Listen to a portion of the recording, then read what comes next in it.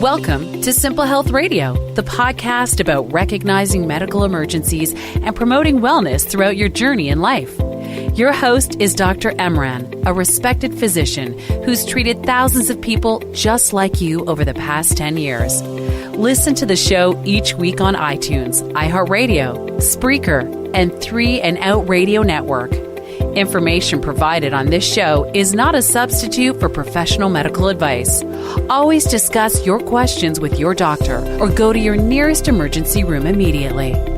Good afternoon, and thank you so much for joining me today on Simple Health Radio. I'm your host, Dr. Emran. On today's episode, we have a very special guest. He is a published author. He is a well-known expert in his field, and he's also been on TED Talks. And we are very delighted to have Dr. D. Ivan Young on the show today. Are you there, Dr. Young? I sure am. Thank you guys for having me today. Absolutely. No, we really appreciate your time and giving us an opportunity to ask you questions about some of the amazing publications that you have available. Tell us a little bit about your background and what specialty you're in and sort of how you became connected with the work that you do now. Well, I guess I'll give you the Cliff Notes version. The Cliff Note version of that. I had this passion in undergrad for psychology, especially neurological and physiological psych, because I wanted to understand, why in the heck do we do the thing over? Why doesn't it work? So over time, I started penning books, and I wrote a book called Break Up, Don't Break Down. After that book was released, maybe a few weeks in, I did press, and they asked, Dr. Young, what do you think about Vienna breaking up? Well, naturally, I had no clue who Jake was, but much to my surprise, they were on a show that you've probably heard of called The Bachelor. Well, from that point, the next day of that interview, about 17,000 newspapers around the world heard my comments, read my comments, and from that point, I got the stigma of being the relationship expert, and that book being titled The Relationship Manual. Well, subsequent to that, that led me down a path to really want to understand, why do we do what we do, and why doesn't it work? What is it that we're doing wrong? And that led to me studying the laws of attraction and getting master credential in personality type, and that's what brought us to where we are today. All right, very fascinating. So it sounds like you've had quite a few experiences along the way throughout this process. Now tell us a little bit about the book that was on the Amazon bestsellers list. It's called Another Chance. Tell us about the background for that and some of the major topics that you really go into in that book. Thank you. That book was written to help people who are going through hell or feel that, why is this happening? Why do I find myself in this situation? And sometimes the word again follows it. So I wanted to help people out, because everything that's happening in your life, especially the stuff you don't like, is working for your good, believe it or not. So that book does that process. In it, I share a little bit about what happened when that led me to being where I am today. My mother was dying. She finally died. I'm an adopted only child. Father was already deceased. And that was the birthplace for my destiny. Now, what people probably wouldn't see in that is, how is that the birthplace for your destiny if you read and discover that I had everything embezzled? And these were the same people that were helping me care for my mother and a couple of less than decent relatives. Let's just put that mildly. But had that not happened, I would never have been in the position to soul search and to look at, okay, this really sucks. I mean, if there's a God, there's a creator out there, why are you doing this to me?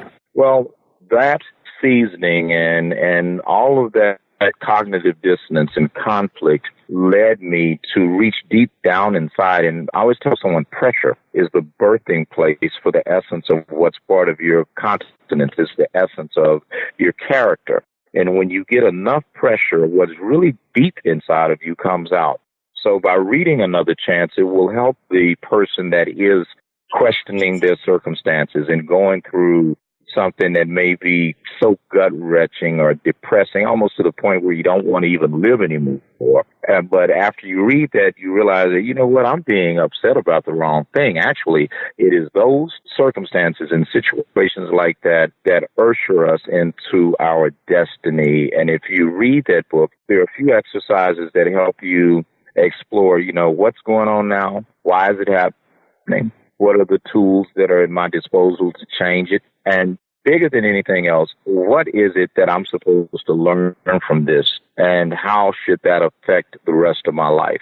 So by the time you get to the end of that book, you will have answers to questions you didn't even know to ask. That's very fascinating. And it sounds like you went through some very dark times and you were either alone or very isolated throughout a portion of your life in very vulnerable situations. And I'm an ER doctor, so I have a very different background than what you're describing. But I will say I see a lot of people exactly in the situation that you described, where they had either a difficult upbringing or later in life in their teenage or young adult years. They're challenged in different ways, and so they have to either overcome those challenges or they go under. And the people who are successful, I have found, are not the ones who have the easy life, but they're actually the ones who have to face adversity in multiple ways, whether it's psychological, financial, family-related, or even health-related. And so I think a lot of your topics are very, very relevant to just what I see every day in the ER.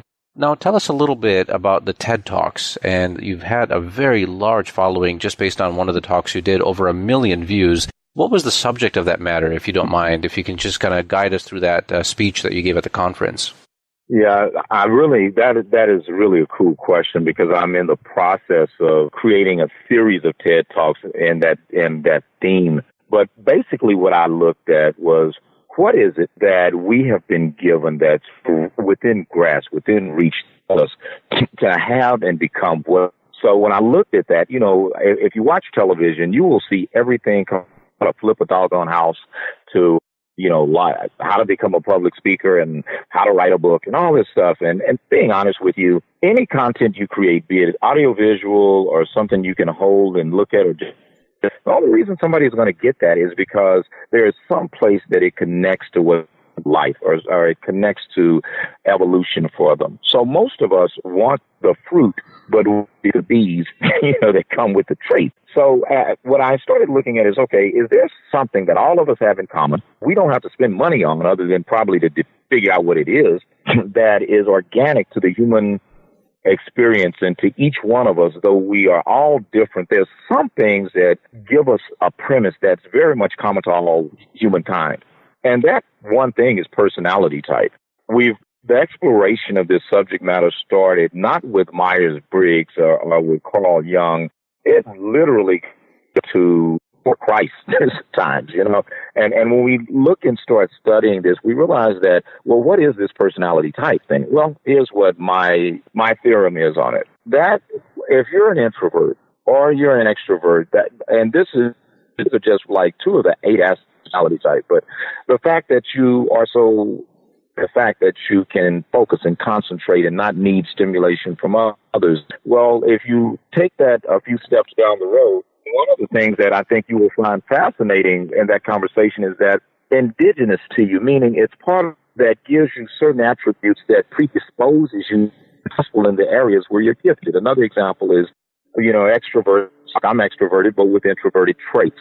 So the fact that I'm passionate about personality type and the human mind and how we think and how we process information and things like that, the fact that I love quiet and introspection, when you combine those things and look at how that suits me, before you can articulate something like a TED Talk, you do need to do a little bit of research and look at, okay, well, how does this apply to not just my life, but to life in general? So those organic traits of being introverted dominantly and having extroverted and then having introverted traits uniquely positions me to do what I do. And all of us have such an enrichment. You need to go and have your type assessed. I would really say do an MBTI Form Q, because it does break down the nuancical variances and traits, not trying to knock the instrument of the forms, but anything that is less than a Form Q may be considered a glorified horoscope. But to those of us who are clinicians or researchers or what have you, we know for a fact that correlation does not infer causation. But when you look at these traits, now all of a sudden, you can not only take correlation a step further, but you can now have something to anchor causation to. And when you start looking at this from that standpoint, it allows you to find your blind spots. It allows you to connect with other people in a more and at a deeper level. It allows you to look at yourself and realize that, I am okay just the way I am. And that self-acceptance is the first step in self-actualization. So by just knowing these little idiosyncrasies about personality type yourself, not only to be more effective, but to be in total what you're capable of being. Excellent. Very good. No, I think those are very wise words, certainly based on your experience and all of the fine details, as you mentioned, in psychology, psychiatry, and just, a lot of the holistic approach that people do need to take. Do you have some final thoughts for our listeners? We have a few minutes here. Some words of wisdom or something that you can suggest to people to kind of improve their own situation. Some final thoughts for them? Yes, I'm going to take this from a spiritual angle, not a religious angle, but a spiritual angle. At first, understand that everything that you are and are not is working. So stop trying to do plastic surgery on your mindset and to try to do an augmentation on your preferences. Just be who you are, because that will organically move you toward people and away from people. It will move you toward situations and away from situations. Next thing is accept the fact that life, beauty of life, is the imperfection. In other words, in some belief systems that we come to this planet is because as a spirit or a being that is not bound by time and gravity and circumstances, well, you would not know what it means to love or to fear or to lack or to desire or even hurt. And by going through these experiences and considered to be the problems of normal everyday life, that is the birthing place for all the good stuff that comes from us. And I'm saying that to say this to you. Whatever's going on with you right now, be grateful for it. Don't fight it. Don't even resist it. All of us, I'm going to say this to people who are dealing with that are having health go to a state of compromise where there is no return from that. Well, look at it like this. Before you were ever with mom and dad, part of you was with mom and the other part was with dad, a sperm and an egg. And then all of a sudden you go and become this embryo, then a zygote, then a fetus, then a toddler kid, then a young adult. Next thing you know, and your senior years come, and some of to the senior years, but the time comes for you to finish your work here. Embrace it. Don't run from it. There are times when we have to accept that we can't do what we want, when we want, how we want. So take this, and this is the thought for today. Be daring and humble enough, and listen to the combination, daring and humble enough to be what you've never been, to do what you've never done, to think what you've never thought.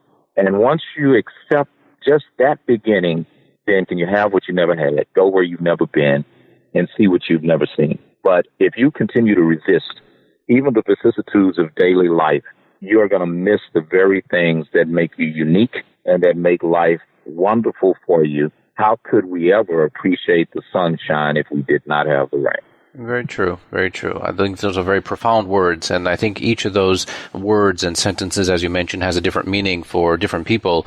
Some people may be in a top of their life, they're doing very well. Other people may be in a low. But I think everything you described, to take it as it comes, be respectful of what you have. I think those are all words that we should all live by. So I really want to thank you again, Dr. Young, for making time to be on our show today. I think we're going to have a lot of feedback from our listeners, and I certainly do hope that we can invite you back again in a few weeks to pick up where we left off and hopefully discuss some of your other topics as well. This has been fantastic, and to all your listeners, go and enjoy the day. Very good, sir. Thank you again. So you've been listening to Simple Health Radio. I've been your host, Dr. Emran.